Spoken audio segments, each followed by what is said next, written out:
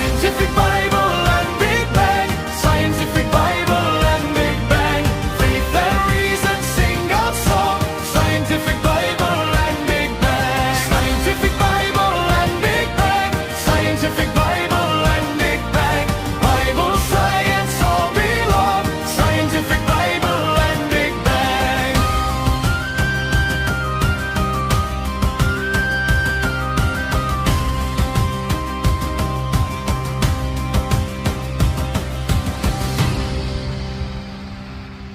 Scientific Bible and Big Bang ఇందులో next ఎపిసోడ్కి స్వాగతం సుస్వాగతం.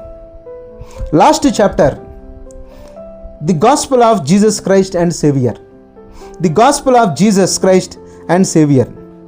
ఇందులో పోయిన ఎపిసోడ్లో నేను మీకు తెలియచేశాను, బిగ్ బ్యాంగ్కి కారణమైనటువంటి ఆ యేసుక్రీస్తు వారు ఉన్నారే, ఆయనే శరీరధారిగా ఈ లోకంలో కన్యక గర్భంలో పుట్టాడు.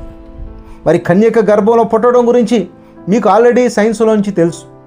IVF అనే టెక్నాలజీలో పురుషుడితో ప్రమేయం లేకుండా మీరు చూస్తున్నటువంటి ఒక టెక్నాలజీ.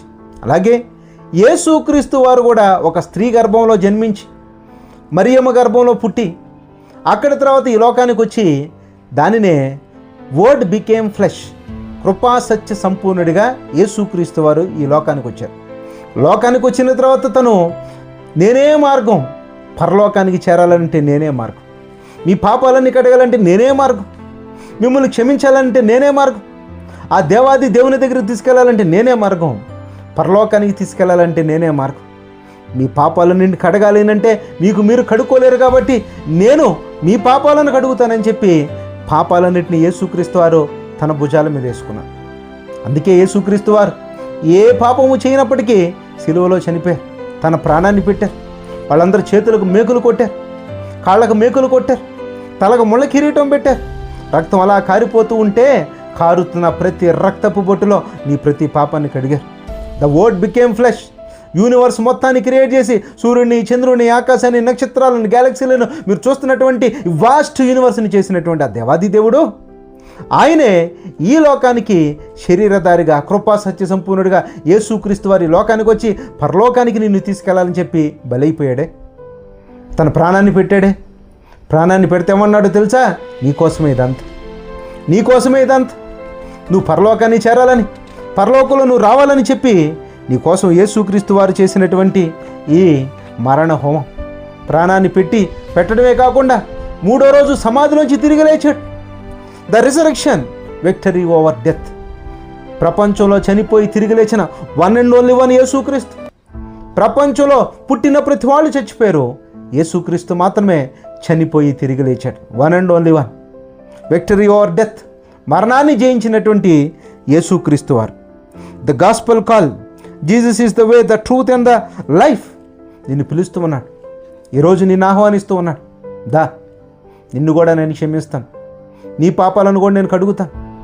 కన్ను మూస్తే నువ్వు నరకానికి వెళ్ళిపోతావు, కన్ను మూస్తే నువ్వు పాతాళానికి వెళ్ళిపోతావు, కళ్ళు మూస్తే ఇన్ఫినిటీగా ఉన్నటువంటి అగాధానికి వెళ్ళిపోయి కలకాలము నువ్వు అగ్ని జ్వాలలో యాతన పడతావు. వద్దు, అక్కడికి నువ్వు వెళ్ళకూడదని చెప్పే నీకు ఇస్తున్నటువంటి పిలుపు, ప్లీజ్ కమ్. నేనే మార్గం, నేనే సత్యం, నేనే జీవం. నా ద్వారా తప్ప నువ్వు మోక్షానికి చేరలేవు. ఏ మంచి పని చేసినా, ఎలాంటి పని చేసినా నువ్వు చేరలేవు. మోక్షానికి చేరాలి అంటే యేసుక్రీస్తు ద్వారానే, యేసుక్రీస్తు నామంలో మాత్రమే. యేసుక్రీస్తుని రక్షకుడిగా అంగీకరించి నా పాపాలను కడుగు ప్రభా, నా శాపాలను తొలగించు ప్రభా, నా జీవితాన్ని మార్చు ప్రభా అని చెప్పి క్షమాపణ కోరుకుంటాను. అందుకే ఫైనల్గా ద క్రియేటర్ బికేమ్ సేవియర్.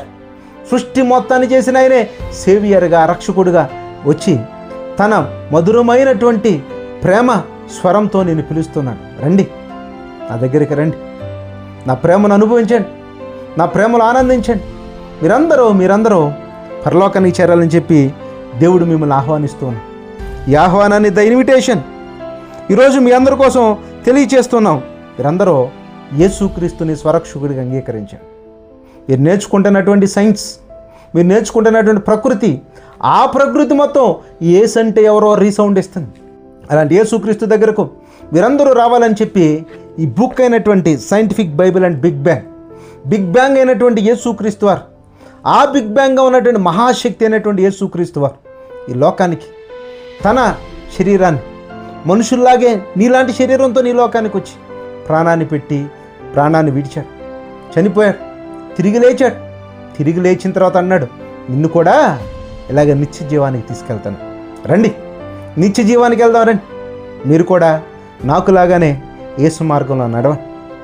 సైంటిఫికల్గా మీకు ప్రతి సంగతిని వివరించాను. ఆ సైన్సే దేవుడి గురించి రీసౌండ్ ఇచ్చి చెబుతున్నది.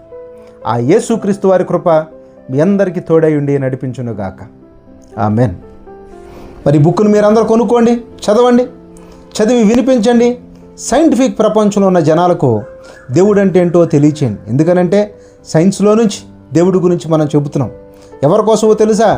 సైన్స్ని నేర్చుకుని ఎథిస్టులుగా మారుతున్న వాళ్ళు, సైన్స్ ఈరోజు గొప్పదని చెప్పి దేవుడి నుంచి దూరం అవుతున్నటువంటి పిచ్చోళ్ళందరినీ ప్రేమతో ఆహ్వానిస్తూ ఉన్నాను. మీరు రండి, మీ జీవితాలను మీరు పాడు చేసుకోవద్దు. సైన్స్ పేరుతో ఎక్కడెక్కడికో వెళ్ళిపోయి అమాయకంగా మీరు బ్రతకొద్దు. పరలోకానికి చేర్పించే ఆ దేవాది దేవుని దగ్గరికి మీరందరూ వచ్చి పరిశుద్ధంగా జీవించి పరలోకానికి చేరాలన్నదే మా కోరిక. అట్టి కృపను దేవుడు మీ అందరికీ దయచేయునుగాక. ఆమేన్.